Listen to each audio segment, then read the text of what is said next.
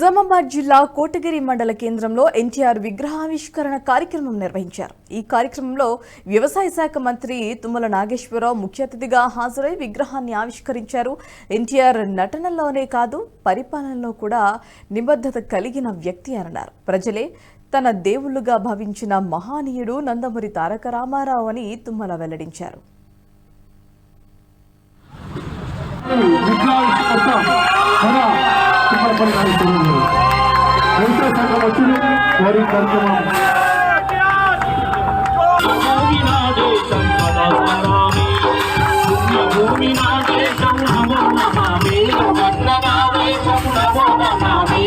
ఈనాటి రుగ్మతలకు కొంతైనా సరే మనం సరిదిద్దుకునే అవకాశం వస్తుందేమోనన్న ఆశతోటి ఆయన బాటలోనే ఏ పార్టీలో ఉన్నా ఏ పదవిలో ఉన్నా నిజాయితీగా నిబద్ధతతో నిక్కచ్చిగా ఆయనకున్నటువంటి ఆలోచనల ప్రకారమే రాజకీయాలు ఉంటాయి తప్ప ఎక్కడా కూడా ఎన్టీఆర్ మనుషులు ఎన్టీఆర్ ద్వారా వచ్చినటువంటి మనుషులు చీచి అనిపించుకోరు, శభాష్ అనిపించుకుంటారు అని చెప్పి మీకు ఈ సందర్భంగా మనం చెప్తున్నాం.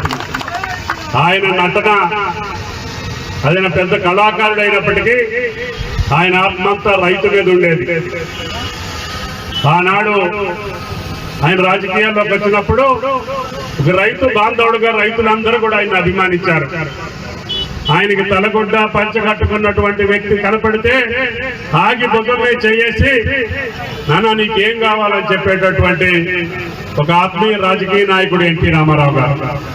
రైతులు ఏ పని మీద వచ్చినా ఆ ప్రభుత్వానికి కష్టం ఉన్నా ఇబ్బంది ఉన్నా రైతులు చెప్పినటువంటి పనిని ఎన్ని ఇబ్బందులైనా చేయాలనే కోరుకున్నటువంటి వ్యక్తి పూజ్యులు ఎన్టీ రామారావు గారు. ఈ వర్గం ఆ వర్గం, ఈ మతం ఆ మతం, ఆ కులం ఈ కులం చూడకుండా తెలుగు ప్రజలే నా కుటుంబం అని చెప్పారు, సమాజమే నా దేవాలయం అని చెప్పాడు, పేదవాడే నా దేవుడు అని చెప్పాడు. అందుకని ఆయనకి 100 సంవత్సరాలు శత జయంతులు జరుపుకున్నా, ఎన్ని శత జయంతులు జరుపుకున్నా.